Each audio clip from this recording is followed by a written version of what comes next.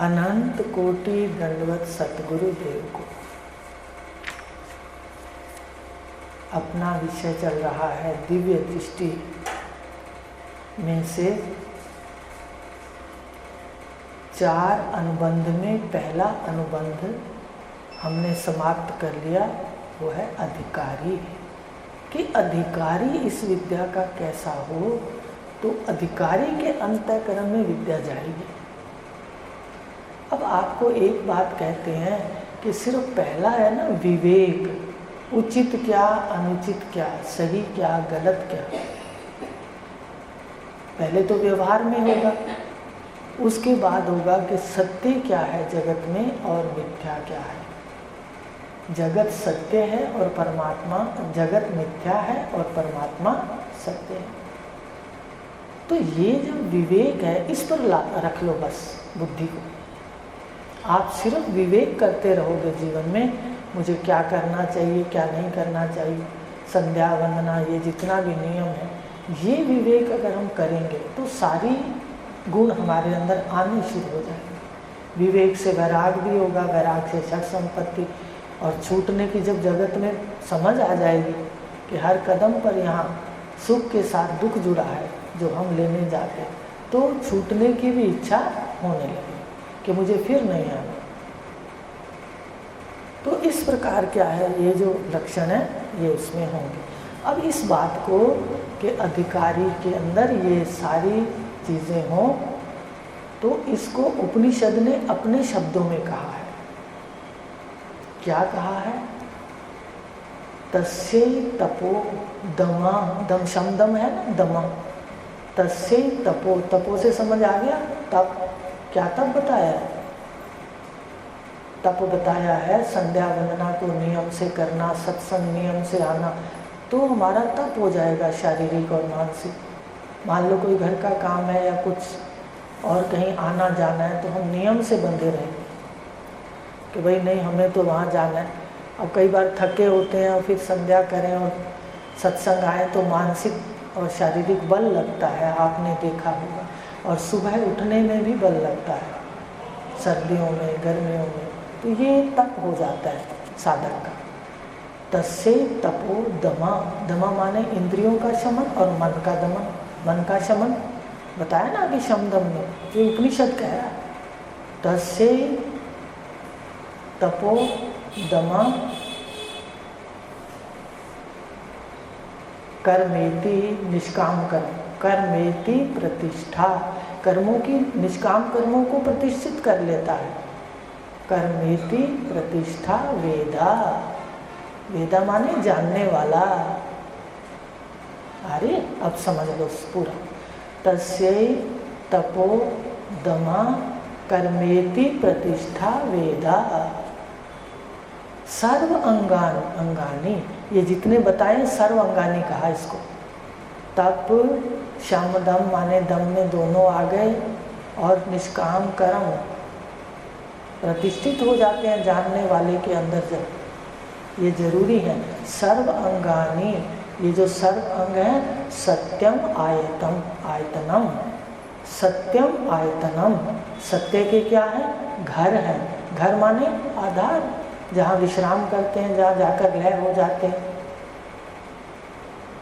तो ये उन्होंने कहा उपनिषद में कि तस्यै दमो तपा तपो दमा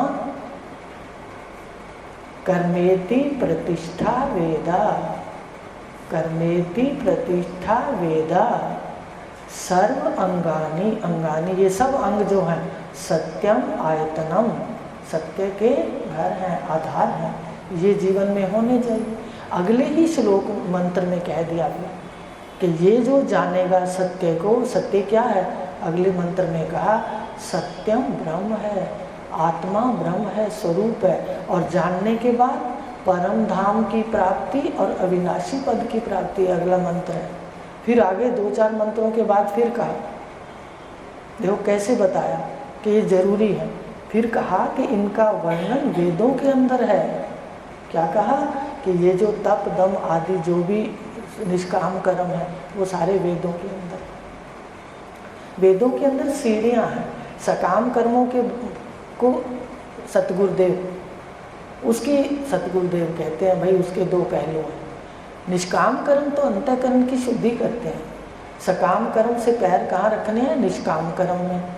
और फिर ये शमदम आदि हमारे अंदर हो, तप हमारे अंदर हो, और फिर सत्य को जानने का ज्ञान, ये हमें धारण करने हैं। ये इसलिए नहीं पढ़े जा रहे कि हमें कोई शब्द रटने हैं। तो ये है अधिकारी के लक्षण। उपनिषद भी इस पर मोहर लगा रहा है कि अधिकारी में ये होने चाहिए। और फिर दूसरा अनुबंध है। दूसरा क्या अनुबंध है? संबंध। भाई इस ग्रंथ का जो लिखने जा रहे हो, क्यों कोई पढ़े? समय को अपना लगाए, पर उसको जीव सबसे पहले ये देखता है कि भाई मुझे क्या मिलेगा। कहीं भी जाते हो, कोई काम करते हो, तो अंदर से एक सूक्ष्म वृत्ति होती है कि मुझे क्या मिलेगा। है ऐसा? व्यवहार में भी कोई काम करते हैं तो कहते हैं भाई क्या लाभ मिलेगा। तो इस ग्रंथ को पढ़ने से साधक को क्या मिलेगा, वो क्यों पढ़े? तो इसलिए दूसरा अनुबंध है संबंध के इस ग्रंथ का या इस कृति का जो रचना रची गई है, इसका साधक के साथ क्या संबंध है, क्यों पढ़ेगा वो? कहते ज्ञान रूपी पुत्र पैदा होगा। आपको ब्रह्म सूत्र का सूत्र बताया था। तीसरा, शास्त्र योनि तवात। शास्त्र को पढ़कर गुरु पैदा होते हैं, और गुरु से उपनिषद वेद मुख से निकलते। तत्वज्ञ पुरुष का एक एक शब्द उपनिषद है, वेद है। उनसे ये सारे वेद जो आज हम पढ़ रहे हैं, फिर इनसे कौन, इनको पढ़ के कौन प्रकट होता है? कहते गुरु प्रकट होते हैं, पुत्र पैदा होता है ज्ञान रूपी। तो ये कहा कि अधिकारी का इस ग्रंथ से क्या संबंध है? इस ग्रंथ के श्रवण से अधिकारी को ज्ञान रूपी पुत्र पैदा होगा। ग्रंथ का देखो, कोई पुत्र पैदा होता है जल्दी से तो नहीं हो जाता। क्यों उदाहरण दिया पुत्र का? आखिर पुत्र का ही संबंध बताया। इसका अर्थ है कि जैसे पुत्र कोई कहे कि हम कल ही ले आएंगे, भाई एक दिन में पैदा कर लेंगे, तो ऐसा नहीं हो सकता। समय लगेगा जितना लगेगा। ऐसे ये बात कही गई कि इस विद्या में आने वाले को समय लगेगा। धीर कहा, गीता में भी कहा, उपनिषदों में भी कहा कि धीर पुरुषों की विद्या है ये। जो उतावले हैं उनको पहले धीरज में लाओ। उपनिषद कह रहा है ना दातव्यम, किसको नहीं देना? अशांत अंतःकरण को। पहले उसका अंतःकरण, उसकी परिस्थितियों को सुनकर, कहकर और शांत करो। तो इस प्रकार ये जो ग्रंथ है, इससे ज्ञान रूपी पुत्र पैदा होगा। पर ये ध्यान रहे कि पुत्र साधारण तरह से पैदा नहीं होता। कितना उसमें पड़ाव है। तो ये सारे पड़ाव किस में आएंगे? ज्ञान में भी आएंगे। ग्रंथ का और अधिकारी का जन्य जनक यानी पिता पुत्र भाव संबंध है। क्या संबंध है? वही पुत्र पैदा होगा तो किससे पैदा होगा? ग्रंथ से। तो पिता और पुत्र का संबंध है।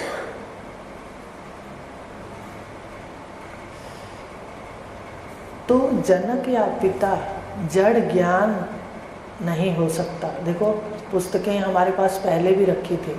आज भी आयुर्वेद का, यजुर्वेद का जो ग्रंथ है उसको देखा, वेद को, तो सारी पुस्तकें पहले पढ़ी भी हैं और पास में भी थी ना आसपास। तो देखो उनसे ये लाभ नहीं मिला। और जब सतगुरु देव मिले तो पुस्तकों का एक एक शब्द जो है वो नग्न हो गया, वो जिंदा जैसे होता है ना, जाग गया। तो ग्रंथ जो है उससे पुत्र पैदा होगा। ये लक्ष्य अर्थ में देखो कि ग्रंथ अपने आप में जड़ है।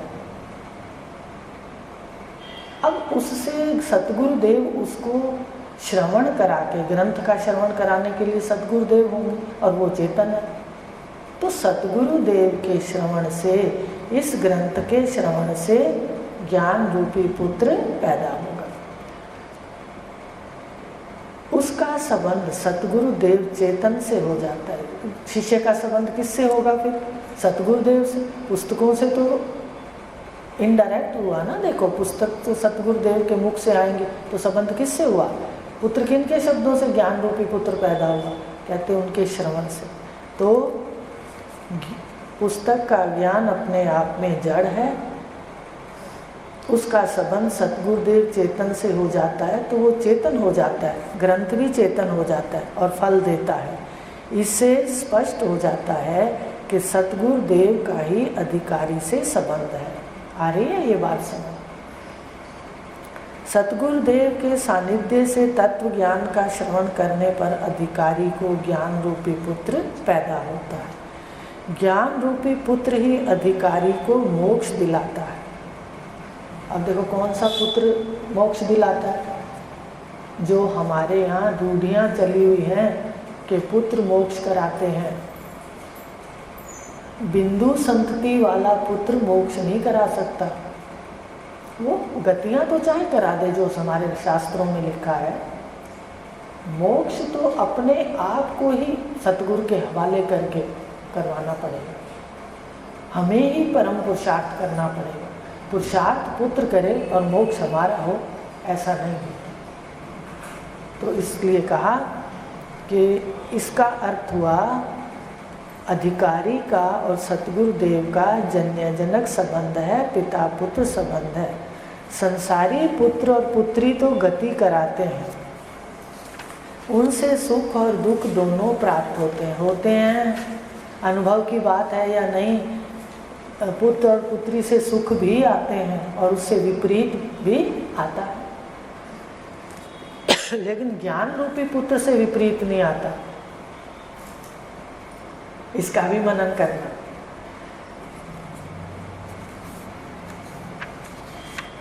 परंतु ज्ञान रूपी पुत्र परम गति और मोक्ष कराता है, परम गति देता है। परम गति कौन सी है?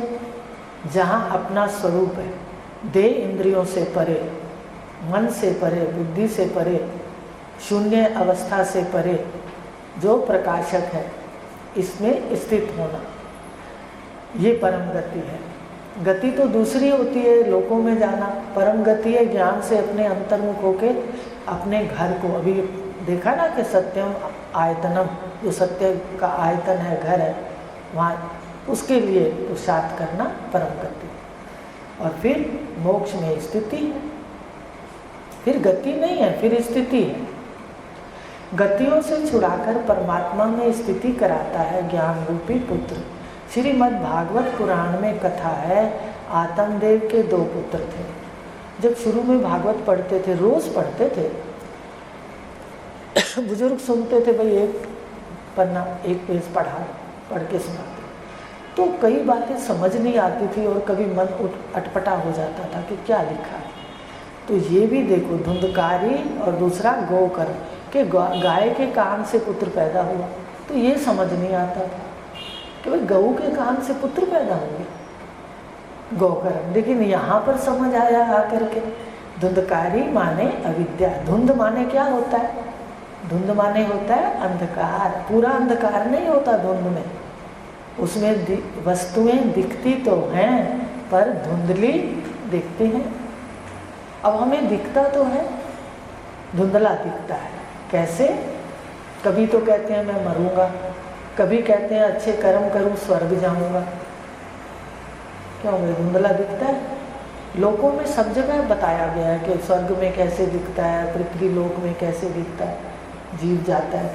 तो यहाँ धुंधकारी को धुंधला दिखता है, इसको स्पष्ट नहीं दिखता सत्य। तो धुंधकारी और दूसरा गोकर्ण। धुंधकारी माने अविद्या से उत्पन्न हुआ, अज्ञान सहित गर्भ से उत्पन्न हुआ पुत्र। अज्ञान सहित गर्भ से उत्पन्न हुआ पुत्र क्या है? धुंधकारी। गोकर्ण का सीधा अर्थ है गाय के कान से आत्मदेव का दूसरा पुत्र गोकर्ण पैदा हुआ। गाय के कान से पुत्र होना, इसका लक्ष्य है कि गो माने इंद्रियां और कर्ण माने कान। जो सुन कान इंद्रिय है, उससे आत्म ज्ञान सुन सुनकर जो ज्ञान रूपी पुत्र पैदा होता है वो गोकर्ण है। इसको बिंदु संतति नहीं कहते, इसको नाद संतति कहते हैं। कि सतगुरुदेव शब्द के द्वारा वो शब्द देते हैं और अंतःकरण उसको धारण कर लेता है और उसमें ज्ञान रूपी पुत्र पैदा होता है, तो वो सुख देता है। लेकिन जो धुंधकारी है, अज्ञानी पुत्र है, वो सुख भी देगा तो विपरीत भी देगा। इसको बिंदु संतति नहीं कहते, नाद संतति, और उस संतान को कहते हैं बिंदु संतति, जो बिंदु जल से पैदा होती है, ठीक है, उसको नाद संतति भी कहते हैं। सांसारिक पुत्र को बिंदु संतति। गोकर्ण ने ही आत्मदेव को मुक्ति दिलाई। ये आत्मदेव बैठा है ना, जो है आत्मदेव है, कौन हो? आत्मदेव है। आत्मा ब्रह्म है, ये जानेंगे तो बस आत्मदेव भी छूट जाएगा, कहने वाला ही नहीं रहेगा। कोई दूसरा है जो उसको कहेंगे कि मैं ब्रह्मदेव हूँ, तो आत्मदेव हूँ। तो इस प्रकार जो अविद्या से मुक्ति है वो आत्मदेव को गोकर्ण कराएगा। अविद्या सहित उत्पन्न पुत्र धुंधकारी ने तो पिता को कष्ट दिया। इस प्रकार जीव को मुक्ति केवल सतगुरुदेव के मुख से आत्मज्ञान के श्रवण से ही मिलती है। गहरी शांति, चाहे वो समाधान की है, कल पढ़ा था, ये जो शमदम आदि गुण हैं हमारे अंदर आ जाते हैं। सुनने का गुण भी आ जाता है। पहले सुनने के गुण भी नहीं थे, सुनते हुए हिलते रहते थे, अब स्थिर बैठते हैं। कोई ज़्यादा बैठ के सामने हिले तो वृत्ति हिलती। तो सुनने का भी ढंग किससे सीखा? सतगुरुदेव से। तो कहा कि ये पुत्र जो है जीव को मुक्ति दिलाता है और सतगुरुदेव के मुख से श्रवण कर कर के मुक्ति मिलती है। श्रुति भी कह रही है ऋतेन ज्ञानान न मुक्ति। श्रुति बहुत बातें कह रही है।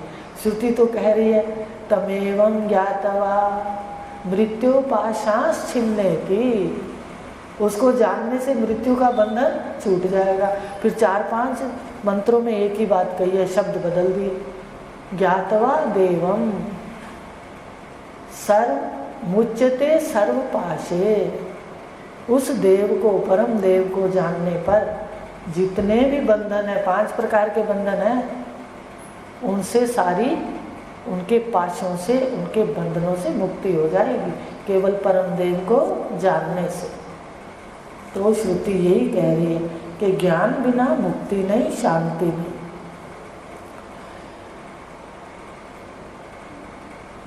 सांसारिक संतान मोक्ष ही नहीं करा सकती, गति प्रदान करा सकती है, कर्मजन्य दुख सुख दे सकती है। जिसका पुत्र अनुकूल है वो समझ ले कि मैं लेने वाला हूँ इससे, और जिसकी संतान प्रतिकूल है वो जान ले कि मैं लेने वाला नहीं हूँ, इसको देने वाला हूँ। इसलिए ज्ञान से शांति आएगी। हम अपना मोक्ष स्वयं ही कर सकते हैं, दूसरा कोई भी हमें सांसारिक बंधनों से मुक्त नहीं करा सकता। और मोक्ष भी दे रहते ही लेनी है। अक्सर तो मैं कोई कहता था ना मोक्ष लेना है, हमें ऐसा लगता था अंदर से कि भाई आज तो गलत बात कह दी। मोक्ष माने क्या समझते थे? तो मरना पड़ेगा। क्यों, आप क्या समझते थे? ये तो यही समझता था भाई मोक्ष तो नहीं लेना है, क्या कह रहे हैं पता नहीं। मोक्ष को ऐसे लगता था जैसे किसी ने कोई ऐसी बात रख दी जो हमें पसंद नहीं है कि मोक्ष के लिए मरना पड़ेगा। तो आपको कल भी बताया था कि मृत्यु इसका स्वरूप नहीं है, इसकी चाहत नहीं है इसकी। तो मोक्ष तो अपने को स्वयं ही जान करके अपना मोक्ष स्वरूप है, निरावरण करना पड़ेगा। जैसे हमने कानों के माध्यम से सुन सुनकर, हमने सारे जो अज्ञान के सर्प हैं वो कानों के माध्यम से ही सुन सुनकर डाले हैं। मैं शरीर हूँ, मैं स्त्री हूँ, मैं पुरुष हूँ, मैं भाई हूँ, मैं माँ हूँ, मैं बहन हूँ, जितने भी हैं, अच्छा है वो बुरा है, वो अनुकूल है वो प्रतिकूल है, ये सारे संस्कार हमने सुन सुन के डाले हैं कानों के माध्यम से। तो जिस रास्ते से सांसारिक वृत्तियां सर्प हमारे अंदर गए हैं, जो कष्ट दे रहे हैं, उसी रास्ते से तो निकालना है उनको। अब इधर से मान मान के सब बातें गई और हृदय में बैठ गई, हृदय आकाश के अंदर बैठ गई। अब इसी को ही सतगुरुदेव सुना सुना के उसको बाहर निकाल रहे हैं, सर्पों को, सारी वृत्तियों को बाहर निकाल रहे हैं। कितने हमारी मान्यताएं हैं जो दुख दे रही हैं जीव को। आप सब सियाणे हो, इतनी मान्यताएं हमने मान रखी हैं कि ना होते हुए हमारी मान्यताएं हमें ही कष्ट दे रही हैं। नहीं, सकाम कर्मों में तो ज़्यादा ही मान्यताएं हैं, तो पहले सकाम कर्मों को ही काट रहा है, निष्काम कर्म। तो जिन मान्यताओं को लेकर अंतःकरण में हमारे को बंधन भी महसूस हुआ, दुख भी, उन सबको गुरुदेव श्रवण करा कर उन संस्कारों को, जो भावों का जाल है, सुन सुन कर बना और सुन सुन कर ही मिटेगा। सब परिवार आदि कर्म जो हैं वो लेन देन है। मैं आत्मा हूँ, ये सब मेरा नहीं है, ये ईश्वरीय सृष्टि है, सगुण ब्रह्म है, जगत साराय है, अपना यहाँ कुछ भी नहीं। वास्तव में ब्रह्म रूप है। और जगत किसको कहते हैं?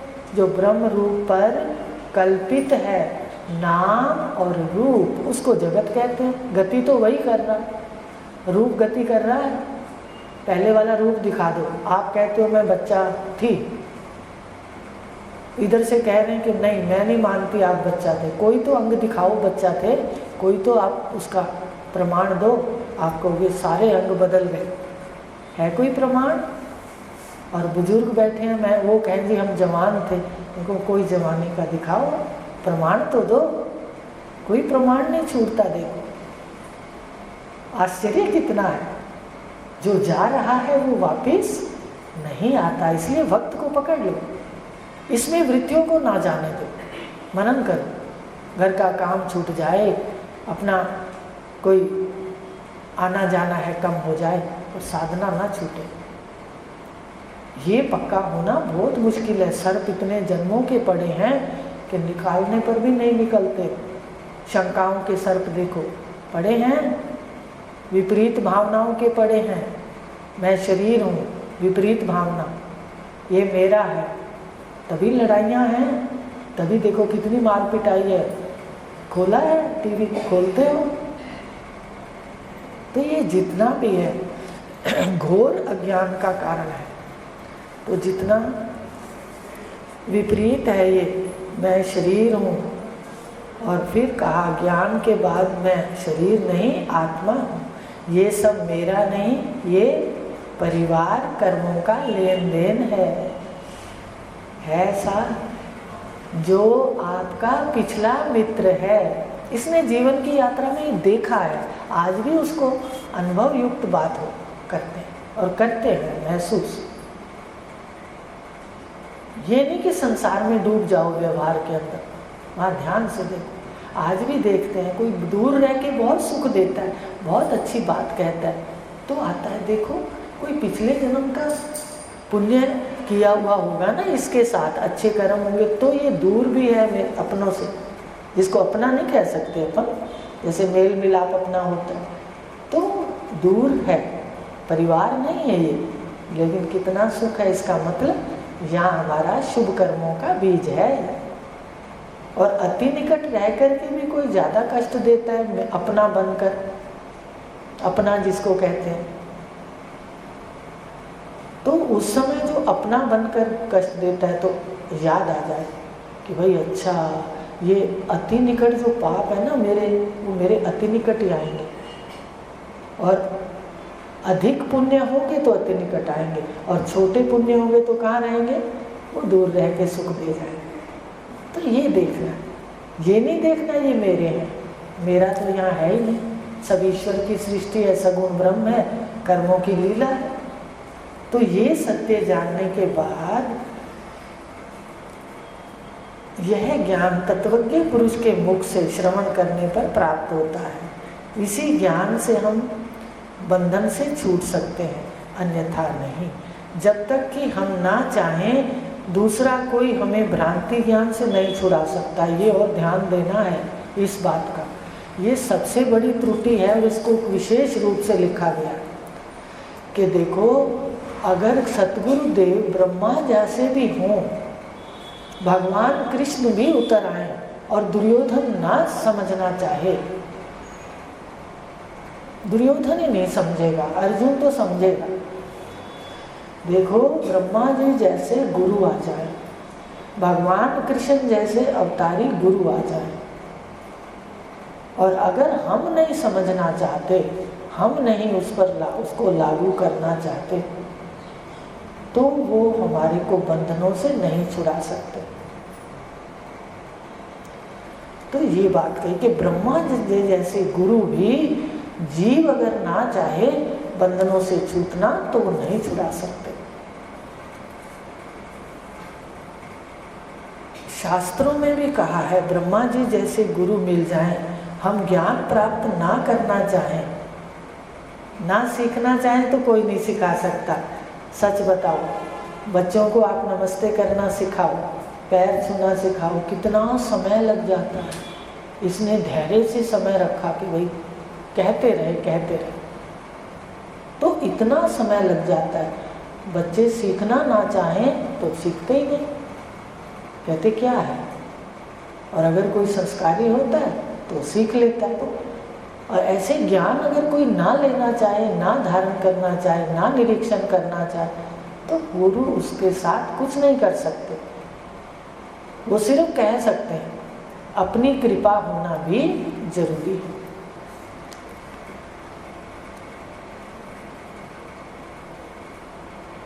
मोक्ष तो शरीर रहते ही होगा, जीते जी होगा। जो पहले भ्रांति थी ना, मोक्ष का मतलब मर के होगा, और डर भी लगता था। अब कहते हैं मोक्ष अभी है, अभी पूरा प्रयत्न करो, पुरुषार्थ करो मोक्ष के लिए। अब समझ आ गई कि मोक्ष तो दुखों से छूटने का नाम है, मरने का नहीं है। तो जीते जी होगा, मरने के बाद मोक्ष नहीं होता। मृत्यु तो जीव का विश्राम पद है। जब थक जाता है, बूढ़ा हो जाता है, कर कर के शरीर पुराना हो जाता है, इसको छोड़ के नया शरीर लेके वासनाएं वही की वही होती हैं, ये चला जाता है, फिर शरीर मिले। बताओ कितना काम करना पड़ता है एक वासना के लिए। शास्त्रों में कहा है काम है बुद्धि से परे, काम वासना इसको ले आती है। ये चौथा है, मैं शरीर हूँ और इसकी वासनाओं में आसक्ति। मन बुद्धि चित्त अहंकार है ना, तो ये चौथा अहंकार जो है, ये जब तक लय नहीं होगा, मैं शरीर हूँ और इसके सुखों के लिए, तब तक ये वासना के लिए भटकता रहेगा। तो आकर के फिर बचपन लेना पड़ेगा, फिर पढ़ना, फिर देखो सारा सफर तय करना पड़ेगा, और पैसे भी कमा करके इस शरीर की सेवा करनी पड़ेगी। आज भी देखते हैं कि एक बच्चा जैसे पाल रखा है, आप अनुभव ना करते हो पर करो, जैसे कोई एक बच्चा पाल रखा होता है ना, सारा दिन इसका कोई ना कोई काम होता है, खाना पीना, विसर्जन होना, ये वो, कितना इसका काम है, कपड़े धोना, सफाई रखना इसके एक एक अंग की। तो ये सारा फिर से होगा। तब फिर ऐसे गुरु ना मिले जो आज हमें इतने तत्वज्ञ पुरुष मिले हैं, एकदम अपने घर में बिठा देते हैं। अगर ऐसे ना मिले तो भी दिक्कत। तो इस प्रकार आज ही सत्य है, अभी अपना पूरा प्रयत्न करो, बार बार देखो, मन के पीछे मैं मन का प्रकाशक हूँ। तो इस प्रकार शास्त्रों में कहा है कि मरने के बाद तो मृत्यु क्या है, विश्राम पद है। जीव कर्मों के भोग की एक यात्रा पूरी करके कर्म भोग की दूसरी यात्रा प्रारंभ करता है बात सही। एक यात्रा समाप्त हो जाती है, शरीर जर्जरीभूत हो जाता है। अज्ञान में तो ये जर्जरीभूत शरीर को भी नहीं छोड़ना चाहता, और कहता है चारपाई पे पड़ा रहूं, बस रोटी खिलाते रहो, मैं खाता रहूं, और बस यहीं पड़ा रहूं, तुम्हें देखता रहूं, है। लेकिन जानकार जो है उसके अंदर ये बात नहीं रहती। उसको पता है कि देहिनो अस्मिन यथा देहे कौमारम यौवनम तथा देहांतर प्राप्ति धीरस, यहाँ भी धीर पुरुषों की बात आ गई, धीरस तत्र ना मुह्यति, कि 4 अवस्थाएं समझता है। एक देह को त्याग दूसरी देह में जाना भी एक अवस्था है। तो इस प्रकार इन्होंने कह दिया कि ये जो यात्रा है, एक कर्म भोग की यात्रा पूरी होती है और दूसरी शुरू हो जाती है। ये बंद नहीं होती जब तक मोक्ष ना हो, ना चाहते हुए बंद नहीं होती। हम जो नहीं चाहते वो हमें यहाँ पर भोगना पड़ता है। एक शरीर से दूसरे शरीर में जाना, यह मृत्यु कहलाता है। एक शरीर से दूसरे शरीर में जाना ही क्या है? मृत्यु। श्रीमद् भागवत पुराण में यही, भागवत गीता में यही कहा है जो अभी आपको बताया कि देह जैसे देह में 4 अवस्थाएं हैं, ब्रह्मज्ञानी यही समझता है। अर्थात जीवात्मा की इस देह में बाल्य जवानी वृद्धावस्था है, फिर इसी तरह इसके वह मोहित नहीं होता। वह जवानी में भी मोहित नहीं होता, जवानी में भी वो इतना नहीं उछलता, उसको पता है कि सत्य क्या है। समझ रहे हो? उसमें संयम होता है, जो वो गुण पढ़ के आए हैं, शम दम सारा उसके अंदर होता है। जीव कभी भी मरता नहीं है, केवल घर बदलता है, सामान भी ले जाता है। देखो, घर बदलते हो तो सामान छोड़ जाते हो? बताओ। यहाँ पर जब हम मकान बदलते हैं किराए का, तो हम सामान नहीं छोड़ के जाते। कौन सा सामान छोड़ के जाते हैं? जो टूटा फूटा होता है, जो कचरा होता है। क्यों मेरे बहन भाइयों? तो सीधा इस पे घटता है जब इसकी बदली होती है, ट्रांसफ़र होती है एक शरीर से दूसरे शरीर में, देहांतर प्राप्ति, तो उस समय ये कचरा तो छोड़ ही जाता है, छोड़ जाता है। जर्जरीभूत देह छोड़ जाता है, इसमें जो भी अंग है वो सारे बूढ़े हो गए, सब कचरा समझ के छोड़ जाता है। पर जो मन बुद्धि आदि है वो साथ ले जाता है। ले जाते हो, अच्छा सामान साथ ले जाते हैं, और जो कचरा होता है उसको छोड़ जाते हैं किराएदार। ऐसे ये, तो इस तरह ये एक घर से दूसरा घर बदलता है। एक शरीर में सोना, जानकार की क्या स्थिति है वो ये समझता है। एक शरीर में सोना और दूसरे में जागना, संसारी इसको मृत्यु कहते हैं और ज्ञानी इसको देहांतर प्राप्ति कहते हैं। संसारी क्या कहते हैं? मृत्यु। होता क्या है? एक शरीर में सोता है और दूसरे में उठता है। अब बस इतना लेंगे, कल जाके, आज जाके देखना, जब सोने लगो, कई बार मुझे गुरुदेव सामने आ जाते हैं, कई बार सोते कि देखो यही तो है, ये जो निद्रा है, अब विश्राम के लिए जा रहे हो ना, वो एक शरीर में सो करके दूसरे में जगता है। हम क्या करते हैं? एक शरीर में सोते हैं, उसी में ही जगते हैं, तो कहते हैं जागृत अवस्था। एक शरीर में सोना और दूसरे में जागना, इसको कहते हैं देहांतर प्राप्ति। तो ये मनन करोगे तो मृत्यु का भय छूटेगा। मृत्यु स्वरूप में नहीं है, पर धीर पुरुषों की विद्या धीरे धीरे भय करती है। आप देखो, कोई स्त्री जाके डॉक्टर से कहे, डॉक्टर साहब मेरे को तो, लेडी डॉक्टर से जाके कहे, भले डॉक्टर साहब मेरे तो बस मेरा मन है कि जल्दी ही पुत्र पैदा हो जाए, तो भाई धीरज रख कहेगी डॉक्टर ने कि नहीं कहेगी? इसलिए तत्वज्ञानी गुरु क्या कहते हैं? भाई हाँ ठीक है, पहले सारे साधन ले, 8 साधन हैं, वो 8 पार कर, तब तो ज्ञान रूपी पुत्र पैदा होता है। तो इस प्रकार आज अपन ने देखा कि अनुबंध है कि इसका अधिकारी से क्या संबंध है। हमने यहाँ तक देखा कि एक शरीर में सोकर दूसरे में जगना, ये तत्वज्ञानी के लिए मृत्यु का राज है और संसारी के लिए दुख है। ठीक है, तत्वज्ञानी तो जर्जरी शरीर को समझता है कि भाई ये छोड़ने से, अगर आपके संकल्पों में इतने शरीर हैं, स्वप्न में देख लो, अपनी ताकत को देख लो, आप जो संकल्प आखिरी होगा मन वहीं छोड़ेगा, कहा है।